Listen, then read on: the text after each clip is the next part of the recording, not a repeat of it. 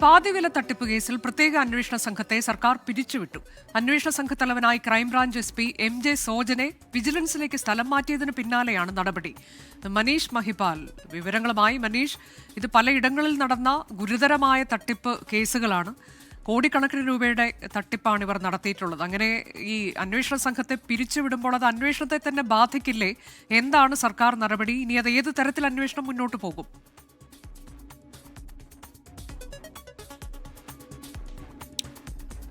പാതിവില തട്ടിപ്പ് കേസിൽ പ്രത്യേക അന്വേഷണ സംഘത്തെ സർക്കാർ പിരിച്ചുവിട്ടിരിക്കുന്നുവെന്ന പ്രധാനപ്പെട്ട വാർത്ത.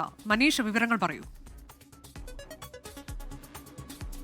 അനുജ, സംസ്ഥാനത്തെ ഞെട്ടിച്ച കേസാണ് പാതിവില തട്ടിപ്പ്. പലർക്കും, അതായത് തിരുവനന്തപുരം മുതൽ കാസർഗോഡ് വരെയുള്ള സ്ഥലങ്ങളിലുള്ള എല്ലാ ജില്ലകളിലുമുള്ള ആളുകൾ, ജനപ്രതിനിധികളടക്കമുള്ള ആളുകൾ ഈ തട്ടിപ്പിന് ഇരയായി എന്നുള്ളതായിരുന്നു ഏറ്റവും പ്രധാനപ്പെട്ട ഒരു കാര്യം. ഇതുമായി ബന്ധപ്പെട്ട 1400ഓളം പരാതികളായിരുന്നു വിവിധ പോലീസ് സ്റ്റേഷനിലേക്ക് വന്നത്. അങ്ങനെ സംസ്ഥാന സർക്കാർ ഇതുമായി ബന്ധപ്പെട്ട പരാതികൾ കൂടുതലായി ഉയർന്ന ഘട്ടത്തിലായിരുന്നു അത് ക്രൈംബ്രാഞ്ചിന് വിട്ടതും ക്രൈംബ്രാഞ്ച് SP MJ സോജൻ ഇതിന് അന്വേഷണ ചുമതല നൽകിയത്. പിന്നീട് സോജനെ വിജിലൻസിലേക്ക് സ്ഥലം മാറ്റിയ നടപടി വാർത്തയായിരുന്നു. വിജിലൻസിലേക്ക് സ്ഥലം മാറ്റിയ നടപടിക്ക് പിന്നാലെയാണ് ആ പ്രത്യേക സംഘം, അതായത് ആ ക്രൈംബ്രാഞ്ച് SP അന്വേഷണ സംഘത്തിൻ്റെ തലവനായിരുന്ന അതേ അന്വേഷണ സംഘത്തെ തന്നെ പിരിച്ചുവിട്ടുകൊണ്ടാണ് സർക്കാർ നിലവിൽ തീരുമാനമെടുത്തിരിക്കുന്നത്. അതായത് ക്രൈംബ്രാഞ്ച് യൂണിറ്റുകൾ മാത്രം അന്വേഷിച്ചാൽ മതി. അതായത് ആളുകൾക്ക് തയ്യൽ മെഷീനും സ്കൂട്ടറും ലാപ്ടോപ്പും അടക്കമുള്ള കാര്യങ്ങൾ പാതി വിലയ്ക്ക് നൽകി നടത്തിയ തട്ടിപ്പിൽ 500 കോടിയുടെ തട്ടിപ്പ് സംസ്ഥാനത്താകെ നടത്തിയെന്നായിരുന്നു ഗൗരവതരമായ കണ്ടെത്തൽ. പക്ഷേ അതിൻ്റെ അടിസ്ഥാനത്തിൽ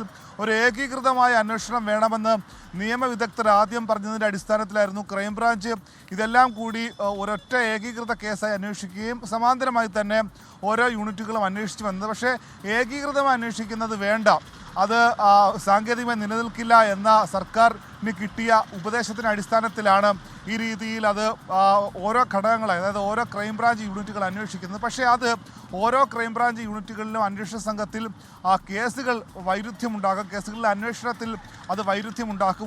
ഒരു അന്വേഷണത്തിലെ കേസിലെ പ്രതി മറ്റൊരു കേസിലെ സാക്ഷിയാകും. അങ്ങനെ സീഡ് സൊസൈറ്റികൾ പോലും ഉൾപ്പെട്ട ഈ കേസിൽ ഇത് സംബന്ധിച്ച ആശയക്കുഴപ്പം വളരെ വ്യക്തമാണ്. അതുകൊണ്ട് തന്നെ ഇതുമായി ബന്ധപ്പെട്ട അന്വേഷണം കുഴഞ്ഞു മറിയാനുള്ള സാധ്യത വളരെ കൂടുതലാണ് എന്ന് നിയമവിദഗ്ധർ പറയുന്നുണ്ട്. അത് ഒപ്പം തന്നെ വിചാരണ ഘട്ടത്തിൽ ഈ രീതിയിൽ അന്വേഷണം ഏകീകൃതമല്ലാതെ ഓരോ ക്രൈംബ്രാഞ്ച് യൂണിറ്റുകൾക്ക് വിട്ടാൽ ആ അന്വേഷണം തന്നെ അട്ടിമറിക്കാനുള്ള സാധ്യത കുഴഞ്ഞു മറിയാതെ പ്രതികൾക്ക് അനുകൂലമായ രീതിയിലേക്ക് എത്തിച്ചേരും.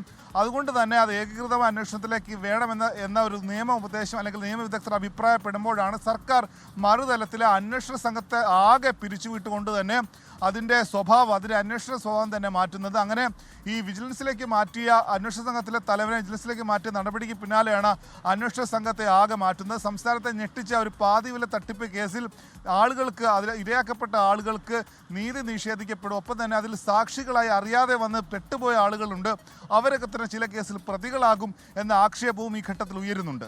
അതാണ് പാതിവില തട്ടിപ്പ് കേസ് കോടിക്കണക്കിന് രൂപയുടെ തട്ടിപ്പായിരുന്നു. അതിനാണ് പ്രത്യേക അന്വേഷണ സംഘത്തെ ഇപ്പോൾ സർക്കാർ പിരിച്ചുവിട്ടത്. അന്വേഷണ സംഘത്തലവൻ ക്രൈംബ്രാഞ്ച് SP സോജൻ വിജിലൻസിലേക്ക് സ്ഥലം മാറി. അതിനുശേഷം അതാത് ക്രൈംബ്രാഞ്ച് യൂണിറ്റുകൾ ഈ കേസ് അന്വേഷിക്കുക എന്നതിലേക്ക് സർക്കാർ പോകുമ്പോൾ അത് അന്വേഷണത്തെ മോശമായി ബാധിക്കും എന്നതാണ് പൊതുവെ ഉയർന്നു വരുന്ന വിലയിരുത്തലുകൾ. ലോകത്തെവിടെയായാലും ഏത് സമയത്തും 24 വാർത്തകളും ഓഗ്മെന്റഡ് റിയാലിറ്റി പാക്കേജുകളും എക്സ്പ്ലെയിനറുകളും വിശദമായി കാണാൻ ഞങ്ങളുടെ YouTube ചാനൽ നിങ്ങൾക്ക് സബ്സ്ക്രൈബ് ചെയ്യാം.